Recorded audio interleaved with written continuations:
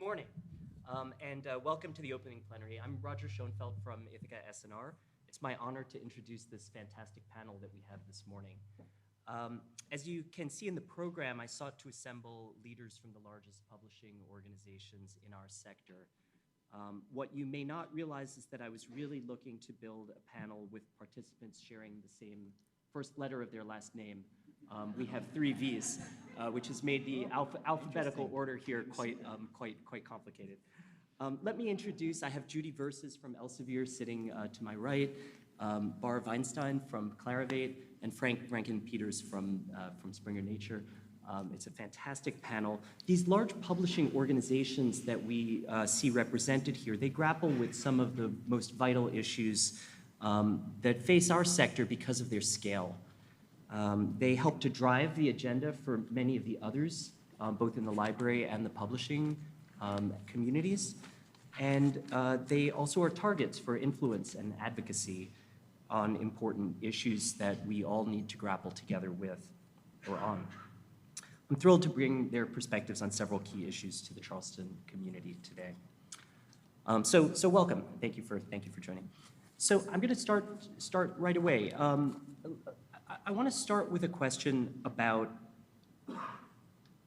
how publishers work with libraries and their parent institutions. Last year, as some of you know, my colleagues Cappy Hill and Danielle Cooper and I at Ithaka SNR published a study about how research libraries could best align with their parent universities. We found 4 major areas of strategic directions that North American research universities were pursuing. Probably the most significant of these was the pursuit of growth through their STEM research enterprise. But there were others also. Public universities were grappling with how they align with the mission and needs of their state. Universities were grappling with how to redress relationships with historically marginalized populations. And many of them coming out of the pandemic were thinking about how to defend the residential experience that's such a core part of the educational strategy for many research universities in the United States and North America. Now, other kinds of colleges and universities have other strategic priorities. I've only been talking about research universities so far. And of course, many libraries are not affiliated with universities at all. They might be public libraries or federal libraries or other kinds of organizations that have different kinds of strategic directions.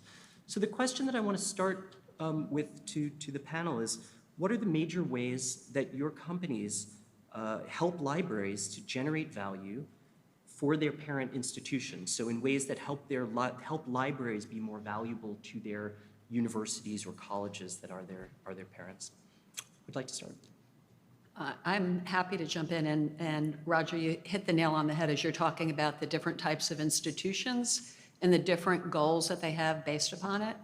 I mean, there is definitely not a one-size-fits-all. And so to me, the most important thing that we need to do from a publisher side to add value is you've got to listen. You've got to listen, ask questions, learn, so you can really get underneath and help very collaboratively drive solutions. And it's interesting when I think about just from an Elsevier perspective in ways that we have done that. I mean, obviously very clearly with open access and everything that's going on from an OSTP perspective, working closely with institutions to understand how you navigate through that and what we can do to help. And clearly, as part of it, is driving to a much more, a broader open access agenda is absolutely critical. But you know, the real interesting thing, and especially now, it's so front and center with everything going on from a generative AI side of the equation and paper mills, et cetera. I mean, the research integrity and quality of research is just so critically important. And all of you as librarians, I mean, you're the keeper of that knowledge base. And I look at the most foundational important thing that we need to do for you is to ensure the quality and integrity of that knowledge base. And I know we'll probably talk about that more as we get into the panel, but that is always very much front and center. And it's an area where publishers and societies are working very, very collaboratively. And probably last year I'll hit on, and there's a bunch, and I want to give Frank and Bar plenty of time to talk. But something that's incredibly near and dear to my heart for multiple reasons is something incredibly important to Elsevier, and that's DE&I. And I know all of you are very focused there in terms of how to address DE&I much more proactively in your universities and in academic research. And I personally cannot be more proud of the intense focus that we have at Elsevier under Kumsal's leadership. So in 2020, matter of fact, Kumsal put in place an external advisory board of experts on DE&I to help us navigate the future. I mean, since that point, and really exciting to me, we finally were able to put a stake in the ground and start tracking female representation on editorial boards. And when we started tracking in 2020, it was 16% representation. It is now 30%. And it just reinforces the critical importance this stuff matters. And if it matters, you track it and you lean into it. And on the accessibility side, I mean, it's just incredibly proud with Science Direct, such an important platform. It makes me crazy when I think of how many downloads. I mean, 1.8 billion articles downloaded a year. And it was voted #1 of 1 million websites out there for accessibility. And again, that just gives some really good examples of the stuff that is really important to you, that is also really important to us in helping to drive a future together. I'm sure Frank, you or Barb. Sure, I'll go next. And I think your point about no library is the same. And when we come up with answers, it's never, a boilerplate. Here's the format, and that's how we're going to roll it across all our customers. I think that's the first thing. Really understand each library and each institution, what's their unique, challenges and what they want to do. But for us as an organization, I'm lucky to lead an organization where we are touching not just content, but also technology and other type of efforts that libraries are constantly focusing on. So I think the first thing we try to do with libraries is help them do things better before they can do better things. Because we all know that the challenges of budgets will never going to go away. So the first thing we are trying to do is help libraries to do things better, whether it's using technology to create better organizational structures or better focus, or come together in consortia across different types of solution and different type of focus areas. Because that's when we allow the libraries to do that, then they can really start focusing on the teaching and learning, the focus on the research success. And I think we are, as an organization, we constantly trying to expand and feed what we do to help the libraries as the libraries are starting to focus. We just recently announced an acquisition of an AI company, Altea, that is focusing on student engagements and the changes we see, how libraries are trying to help the institutions, deal with, Gen AI, and how is that going to change the way we teach, the way student learns. When we look at that and see how libraries are trying to engage in those areas, we also look internally and say, do we have the right solution and offerings to support this? And in this case, we went out and acquired a company to support that. We always trying to look and understand what the libraries want to do and how they want to expand. I've always been amazed on how every time I visit a library, I see how it's so challenging because a lot of the resources are sometimes allocated in the places where it's just, things that we've been doing for so many years, but we want to allocate resources to other parts of the business. And the first thing they ask us, what can you do to help us, if we want to engage with the research office? And I think as an organization, we constantly learning from the libraries on how they want to go and expand our organization to match that need. So I think today, both the student success and excellence, of course, is huge and comes back. Again, it's kind of waves. I just came back to the industry after 2 years, and it was kind of big 4 years ago, and now it's affordability is kind of back again. So we are focusing on trying to bring solutions there. I traveled overseas. I can tell you, like in the UK and other places, the focus of the libraries on how do they support the classes when it comes to content is just amazing. I mean, they are really connected to the classrooms in a way that is admirable. And I started to see more of that in the US, and I think that's great because the more we can help, getting the faculty aligned with what we do in the libraries, and that connection is going to be amazing. And the same on the Office of Research. So I think that's what drives us, and the more you ask us to expand and the more you want to do more, I think we will do more and try to match your needs. Okay, Frank. Okay. Yeah, thank you. By the way, it's really great to be here. I mean, I wasn't here 43 years ago, but I have been actually here, I think, for quite some time, when the early days when I used to work at Elsevier. And I think it's really one of the great events, and to see that, it has grown to an event that I think now is more than 2,000 people attending, I think is really, it's just great. And it's great to see that actually, this event will continue to go on. I think if we look at our place as a research publisher, I mean, we're only a small element in the whole chain. At the end, I think what is most important is that we all share the same values and the same ambitions. The values, as Judy mentioned about DEI, but I think equally important, our role is to really help libraries and research communities to accelerate solutions to the world's biggest problems. I have 2 kids, 20, 23, 2 daughters.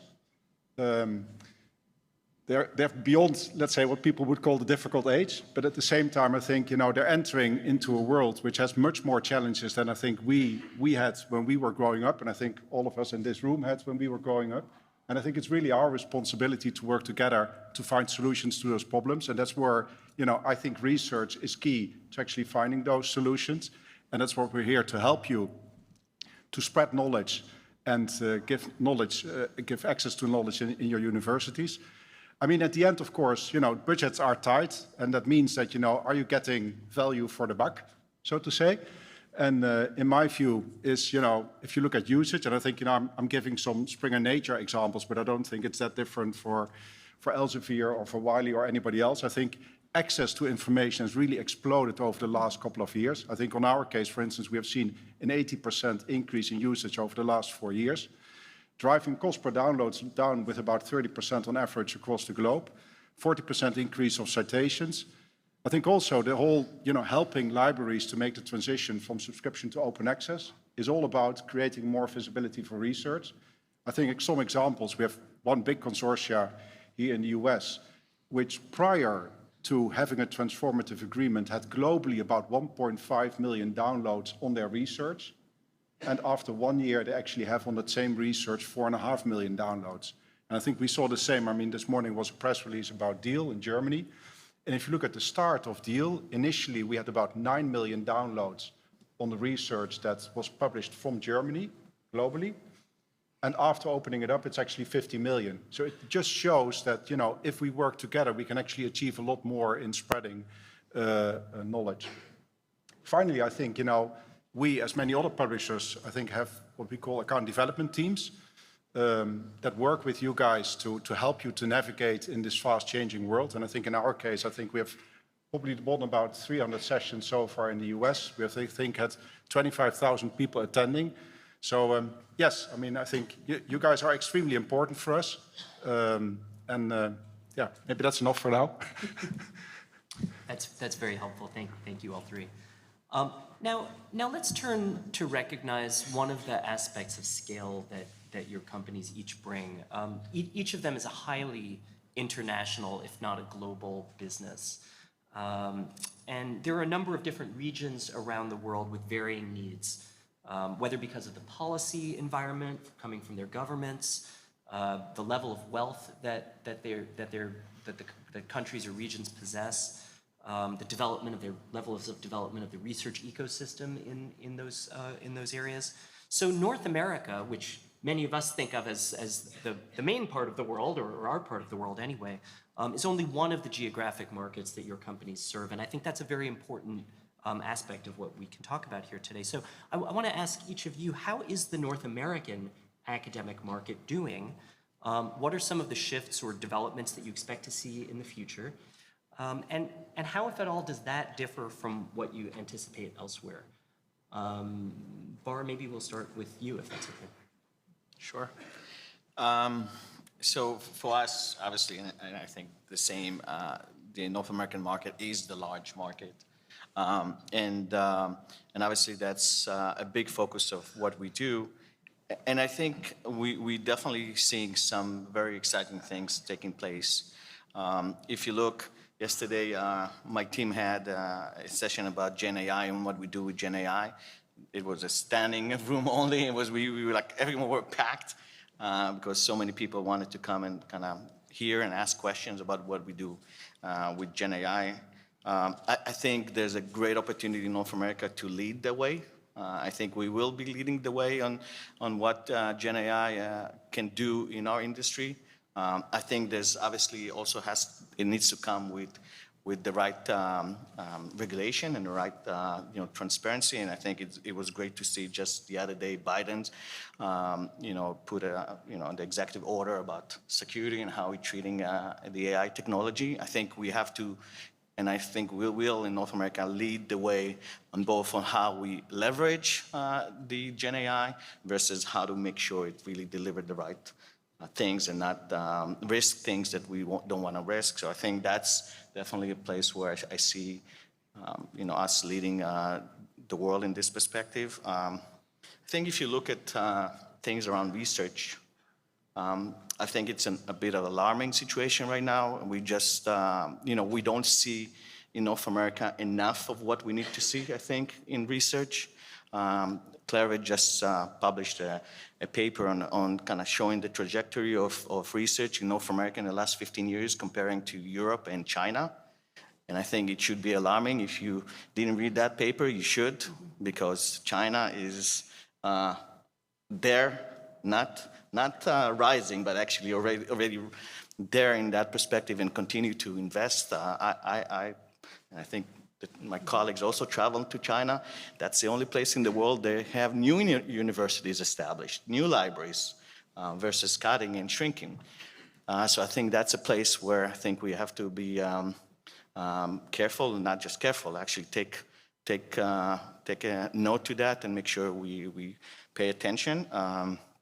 I think when it comes to open research, open science, open access, I'll be a bit controversial and say I came back to the industry after 3 years.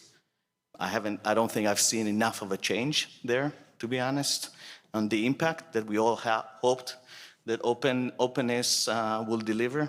I think with the Nelson memo, I think there's an opportunity in the market for us to go stronger about that and actually deliver on what we need to do there. So, Thank you. Frank, we'll turn to you next. Yeah, thank you, Bar. Yeah, I think many things you mentioned, I think I would agree. I mean, I think at the end, the US has an extremely strong tradition in innovation due to the competitive structure, the multiple funding rounds.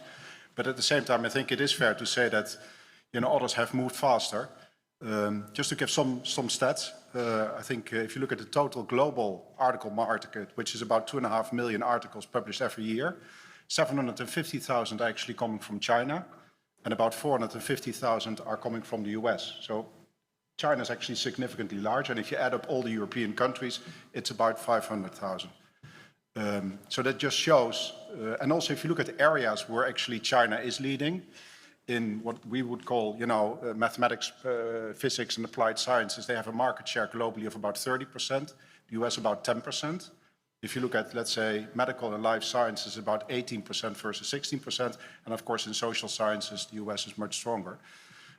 If you look at article growth over the last, let's say, 4 or 5 years in the US, it has actually been flat, whereas there was a global article growth of about 7%. So it just shows that, I think others have moved a little bit faster. Maybe one point, which I actually think is a positive one, open access, I tend to differ a little bit in opinion here. In 2021, of all articles published in the US, about 35% was open access, and it actually moved to about 40% last year. So I do think actually, that trend is continuing. I think the US is just very different compared to Europe. Europe is easy. This is an example where Europe is actually easy because you have the countries where, consortia, funding, libraries, it's much more closely knitted around a single country. And of course, the consortia structure in the US is very different. it's, much more competitive. It's much more like buying clubs. So that transition to open access takes more time. I'm happy with the Nelson memo. The only thing, and maybe when we get to research integrity, I do want to make a comment about, gold versus green and how that actually relates to research integrity. But maybe that's not for me. Yeah, we'll come to that. Judy, please. Yeah, no, and it's interesting with Bar talking about generative AI and with your question, Roger, in terms of what are the shifts that you see coming down the line. I know for me, I really wish I had a crystal ball to look forward 5 years, because I don't believe we have any idea what the implications of Gen AI are really going to be. I mean, let's face it, it hit us by storm the beginning of this year. We're already seeing impacts, exceptional impacts in the market, and we're just very much at the tip of the iceberg. I mean, on the opportunity side of Gen AI, yeah, there's tremendous opportunity to leverage it from an innovation perspective, to enable researchers, enable librarians, enable academic institutions to do more with less and get research out quicker. But it also has that interesting evil side if it goes completely unconstrained, and that's a huge concern. And in your comment, Bar, in terms of what's come out from Biden on a policy side, I think our opportunity, and this probably is what frightens me a bit, is how do you get the whole world aligned on policy when you can't even get alignment within the US on policy and things? And so to me, again, opportunity, but boy, interesting part there. And obviously on the research integrity side, that's where we have to be all over this to make sure that the research that's out there is legitimate research and not manufactured by a chat bot. I mean, so that's really key. To me, when I start thinking about shifts going forward, and not just in the US, but elsewhere, it has a lot to do with the whole research evaluation framework. There is now so much more focus, if you think about the quantity of dollars that are spent on research, truly understanding what the impact of that research is. And that goes beyond return on investment. I mean, those are partial numbers that are in there, but academic institutions and funders and governments are really pushing to better understand this research that we funded.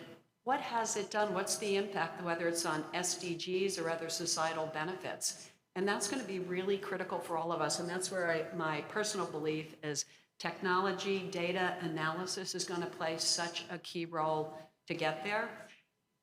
And also even when I think about the policy side of the equation, I mean, in the US, we're very much starting to see, I mean, there's this great book out by Dr. Julia Lane on democratizing data and the critical importance of leveraging research and data to feed into policy. So you have policies that are actually based on science. I mean, what a novel approach, right? So anyway, those are some of the changes I see, even, separate from open access, but to me, getting as much out there freely available for others to use to leverage so we can truly have impact is going to continue to be absolutely critical. Very interesting. It sounds like there's some different perspectives here on how much the different geographies matter, and I really appreciate hearing that. Now, turning to an area where there's been a great deal of discussion in our sector for some years now, topics around pricing and affordability and lock-in have been really have in some sense dominated a lot of the discussion. On research publishing, we heard here at the Charleston conference, just across the hall over there, several years ago from Kumsal Bayazet, the CEO of Elsevier, that Elsevier would be working to realign its product offerings with different market needs. And so I want to turn to the two executives here who speak for primary publishing, more of a primary publishing kind of agenda. Judy, how is that work coming along at Elsevier?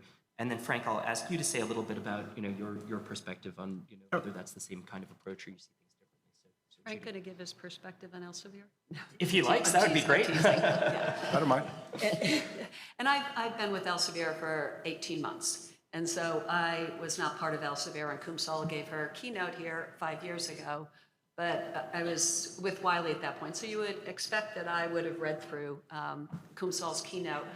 And I'll tell you, it's really interesting to me when I when you look back on what Kumsal talked about and where 5 years ago and where Elsevier is today, to me, it's quite an exceptional story, and it's an exceptional story of leadership. You know, and it's interesting, when I was growing up, my dad always used to say to me, it's not about words, it's actions. Well, you know, Kumsal shared a bunch of words, and it's really wonderful to see the actions as a result. I mean, she was very direct in her keynote and said Elsevier was slow on the open access side. And she committed that that needed to change. It was critically important to the community that we do way better there. And the transformation that has taken place since then is exceptional. I mean, if you go back even before that, I mean, 10 years, 5 years prior to that, so 10 years ago, Elsevier was publishing about 6,000 open access articles on an annual basis. Now it's north of 150,000 articles on an annual basis. We currently have over 2,000 institutions that are publishing open access as part of a transformational agreement. And also really exciting to me, I mean, we went from less than 100 fully gold journals. We now have over 750 fully gold journals. So we've really, with the focus and commitment, I mean, the commitment to customers, I mean, we've very much leapfrogged there. And to me, that says an incredible amount. Separate from that, and this is interesting, I think a lot of people don't even realize, I mean, because Elsevier is, you know, #1 academic publisher, largest academic publisher. But that's only 45% of our business. A big part of our business is also on the healthcare side, the data and analytics side, and there's been a tremendous ongoing focus there on data and analytics to truly drive the future. We continue to do investments there, as you would expect. Innovation is absolutely critical. Few other key areas, we acquired Interfolio, and a lot of you are familiar with Interfolio, to extend into academic information systems. And again, it's all part of listening to customers, what are customers' key needs, and how could we respond in a way that makes sense for our customers. And talking to the Gen AI side, we actually launched Scopus AI. We're in market with an alpha very quickly. We're already in beta. And again, tremendous focus there. How do you leverage that to truly enable the efficacy and efficiency of a researcher? Because when you do that, that is how you get the tremendous impact from a societal perspective when you get research out a bunch quicker. And, you know, and I'm sure we all have personal examples, and I just think of a really good friend and former coworker with ALS, who is always pushing on me saying, we have got to free up researchers and authors so they're spending their quality time doing research, so I can maybe live a longer life, or even have technology enablement, since I can't move my hands to move things on a keyboard. I mean, that's the critical stuff that we do, and that's where technology is going to play a key role. And so the exceptional focus is on innovation, because innovation, to me, is what truly drives the future. I don't think any of us want to stay status quo. So, Frank, tell us a little bit about... Yeah, unlike Elsevier, Springer Nature was actually a little bit earlier on open access, and I think we're still a little bit ahead of that. I knew you were going to say that. And that was not since I left from Elsevier to Springer Nature. I mean, I think we expect, and Carrie is sitting here in front of me, so I have to be careful, but I think by the end of next year, we expect to have roughly 50% of our articles published under an open access model, which I think is really positive. But I don't think it's necessarily only about subscription versus open access when we talk about business models. I think it's about affordability and being able to cater to the needs of a specific, let's say, audience or customer in terms of, you know, building a pricing structure that works for them. I think we've come a long way. People in our back office are complaining about that long way. If you look at our agreements, there's just not one the same. If you look at what we have in California, it's very different than what we're discussing with some other consortia here in the US, than what we have with Deal, than what we have in the UK, than what we have in China, than what we have in Mexico. I can go on. I think that flexibility is great. Of course, it comes at the expense of transparency, because then people say, hey, how transparent are your business models? Last year, we made actually an acquisition of a company called Curious. I'm not sure, anybody familiar with Curious? I'm trying to make a little bit of advertising for it. It's a small medical publisher. It's really an extremely innovative model. And actually 60% roughly of the articles that are published with Curious are actually without an APC. And the model is very much around, if you incur cost, so if there needs to be editing or something on the paper, then you actually can choose to pay certain fees. I think the average is about $500 or $600 per article published. And it just shows that, there's still a lot of innovation ongoing. And I think, that's your task. Your task is actually to keep pushing us to look at different models and make sure that we are aligned. At the same time, we have to, of course, look at sustainability of our business. But I think we've come a long way. At the same time, I don't think we're there. I mean, that's obvious. If you look at open access, the question around affordability, of course, global north, global south comes into play. But even, outside of that, also within, let's say, Germany, there is researchers who publish papers that are not part of a consortia that also want to publish open access, and then they don't have access to funding. And if you publish, let's say, 4 or 5 papers a year, and the average is about 1,500 euros, that adds up to 6,000 euros, and that's quite a significant amount. So I think we still have a long way to go, and I don't think we're there yet. Hopefully, we will again have made progress in 5 years, but it will take time. I think that's the way it is. It's really interesting to hear a little bit of the journey that both companies are on in terms of these transitions. So thank you for sharing some of that.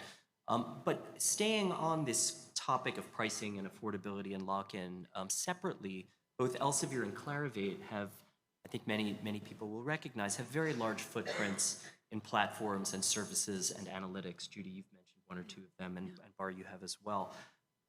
Both for universities, through their libraries, as well as through their research enterprise and elsewhere.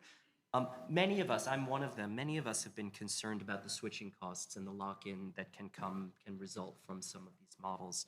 So I want to ask both Bar and Judy, what more can we do, either your companies or our community more broadly, to ensure that the marketplace for systems and analytics remains as competitive and innovative as possible? Bar, maybe we'll start with you. Sure. So I think the most important thing that we need to do as vendors, but also the community, is really focus on working together.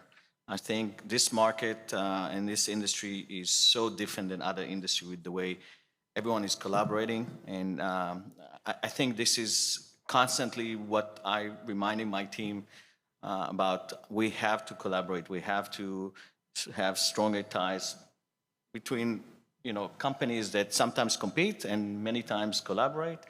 I can tell you that after coming back to the industry, one of the first things I've asked is my team to set up a meeting with one of our top competitors, and I actually, with my executive team, went over to their headquarters to bring back some collaboration. We had some issues and maybe some debates out there, and we needed to kind of bring together and see how we can work closer. And in a few months, you'll hear some of the things we're trying to do together, not arguing, but actually collaborating and trying to support what all our customers, and all of us have joint customers in many ways. There's no single institution that has just one vendor, and all of us have, intertwined among our customers. So I think we need to do more of that.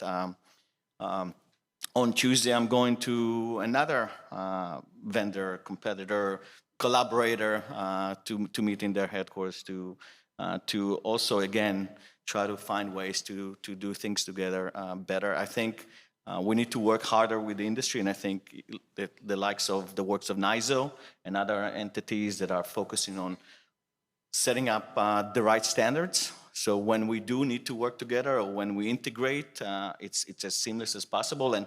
And when you need to exchange data or move away from systems, from one system to the other, it's much easier. I personally been involved with some of those works around discovery. I think that's still a lot of challenges that we have there, both on standards, content sharing between the different vendors. So this is definitely something that I personally really believe in, and I can tell you we're gonna push even harder at Clarivate to make sure that we have those kind of collaborations. Judy. Yeah, no, it's interesting. I always refer to this industry, it's based upon co-opetition. You know, you have to cooperate and collaborate, but you also compete with each other, which is a very healthy thing. And the real fun part for me with being at Elsevier, having been in ed tech before and technology industries, and so I love tech, data analysis, and tech industries are naturally incredibly competitive and innovative.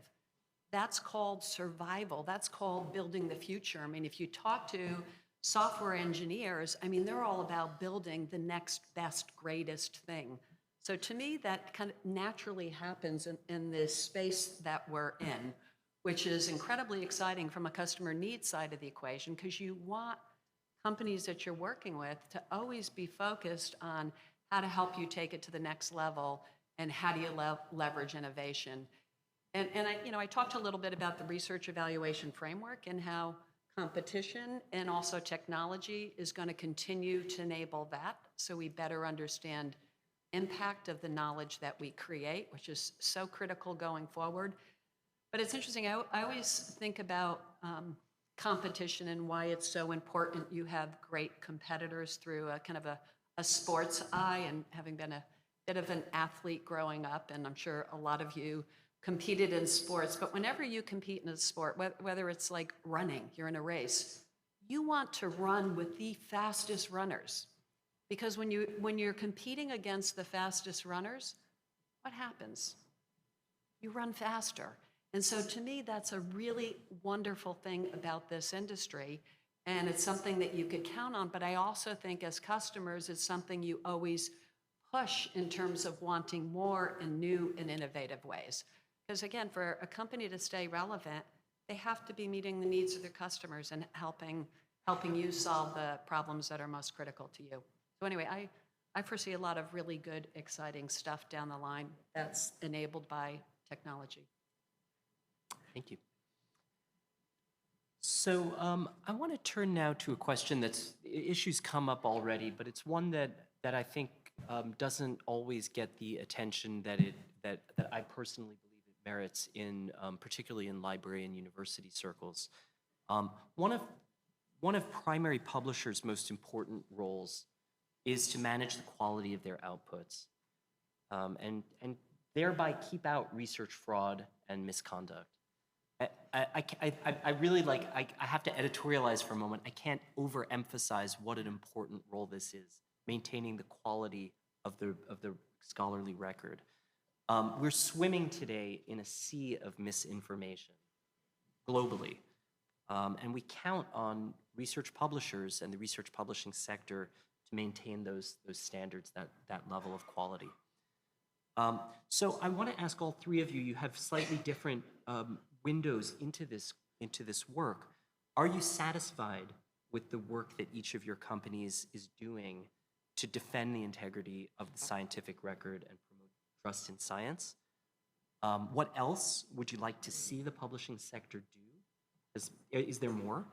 And what contributions would you like to see from libraries and their parent universities? Because this is not just a problem for publishers, it's really a problem, as I see it, for everyone who cares about research.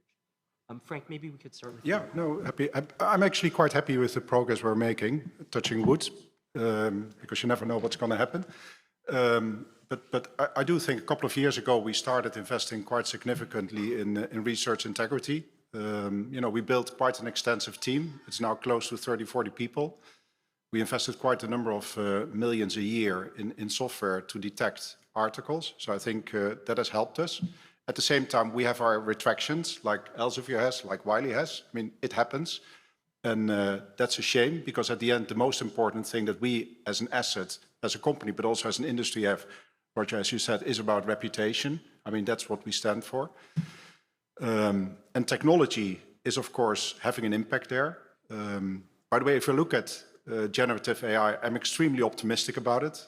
Also at Springer Nature, we have actually made quite significant investments in building up teams. And I think this industry has always embraced technology to actually take the burden of and the friction of and the energy of the publication process, for the last 30 years. And I think that's the huge opportunity with generative AI as well. But again, I think, on research integrity still a lot needs to be done. I think we can do individually as a company a lot, and we're trying, but I think the really upside is actually in working together, like we did in things like Crossref, Counter, and all the other initiatives, Get FTR and others. I think the STM Research Integrity Hub, I think is really a good example, because if we share with each other, for instance, authors that try to publish or the addresses of paper mills, etc., that's actually how you get, let's say, the weed, is that the right word? The weed out of the system? Yeah? Okay. Have to be careful with the word weed, I guess, coming from the Netherlands. we use it for different purposes. But anyway, I think, cooperating together, I think, is really where the opportunity sits. And yeah, I think still a lot of work to do, but I'm actually an optimist. And I think, we have gone hopefully through the worst of it. We all recognize that what needs to be done. And I know that there are some people here from STM, like Hilke. I encourage you to actually understand what they are doing, because it's really great work. Thank you. Bart. I like the weed stuff. Yeah, you like it? We need to identify you want some. How do you identify the weed, not smoke the weed? You got distracted. Yeah, got distracted. I'm a military guy, so I never touch that. So I want to make sure it's clear. I do think we are have good progress. But it's never enough, and I think Gen AI is going to actually, again, it's an opportunity, great opportunity, but obviously going to create some more challenges when it comes to this subject. We, at Clarivate, this year had to delist 50 journals. It's not a small number, and I can tell you, it's never an easy discussions when we have to delist journals. It's a very tough for everyone involved, and then, of course, we always work with the partner to find, when they usually want to find the reasons and clean the problems, and then how do we get them listed again. So that's also a process, a very heavy process that we do. So I hope that I'm not going to be standing here next year with mentioning a higher number of journals that we had to delist from Web of Science. I think there is a risk with what we see out there in the market that there's, again, and Gen AI is creating some of those challenges. But I think as an industry altogether, we identify that that's a problem that we have to tackle. And I think all three of us are really spending money, and it is spending money, because this is not just going to be about technology. We have to have people, editorial folks, working on this together with technology that helps us to do it better, and together with the community. So it's all those three coming together is what's gonna tackle this. It's not gonna be just solved by a good software to identify, the problem. We have to work together, and we have to put money as vendors towards, put people on working on this. I spent the last 3 years working with AI company. I can assure you, the man in the loop, the people that needs to be, are critical part of the success of AI systems. So we're going to have to do more of that. We have to put efforts and resources to make sure that we have what it takes. And then I love how the community in this industry is coming together. I think you mentioned the STM Integrity Hub. That's a great example of how the community is stepping up. And we need your help. We do work on content and metadata, and we get so much help from the librarians themselves on fixing our content, fixing our problems, because you identify that, and I know you will identify the problems and help us. So bring together the community, the investment in resources, the technology. We're going to tackle this, and I think we are doing good, but we need to do better. Maybe just to build on that, because I think what you mentioned is a good example. It's not just the publishers that actually can play a role. I was in Beijing and Shanghai earlier in the year, and if you look at, because we know that a lot of the, let's say, retracted articles are actually coming out of China, that's just reality. And if you look at how seriously they are taking this problem by actually universities telling researchers where they can and where they cannot publish, I think that is an example that actually could follow in other, let's say, regions in the world as well. I mean, I do think that, especially in China, academic institutes are actually living up to their responsibility. You know, they are blacklisting titles, like, you know, you guys retract them from your list, but they are actually blacklisting them for their researches that they cannot publish in those journals, or their articles will actually not be counted towards their tenure. So I think there's things that also academic institutes could actually do a lot more, because retractions also happen in the US and they also happen in Europe. Sorry. No, I think it's interesting to hear that maybe China's ahead in that regard. Judy, please. Yeah, probably the exclamation points after, we have to work collectively on this. This is such a critical issue, because trust and integrity in research is absolutely foundational for all of us. Probably my only point of difference is I will never be satisfied. I don't think we should ever be satisfied that we're on top of it, because I think the minute you are, it's something else is going to emerge elsewhere. So I think we've got to be all over it on a continual basis. And to me, I'm just thrilled with STM and is Hilka here? I didn't see. There, hey. With the STM Integrity Hub, I mean, for the publishers and societies to come together collectively is the best possible way to approach this. Because at the end of the day, we've got to protect it as a whole to make sure it's top quality research that's out there. And if we find breaks in one place, we need to quickly address it for other publishers. So again, front and center for all of us always, and let's make sure we don't become complacent for even a single second. Wonderful. Well, I think we're just about at time, so I just want to say I'm so pleased to have been able to bring together this fantastic panel of executive leaders, presidents and CEOs from the largest publishing organizations. Let me ask you to join me in thanking them for joining us today.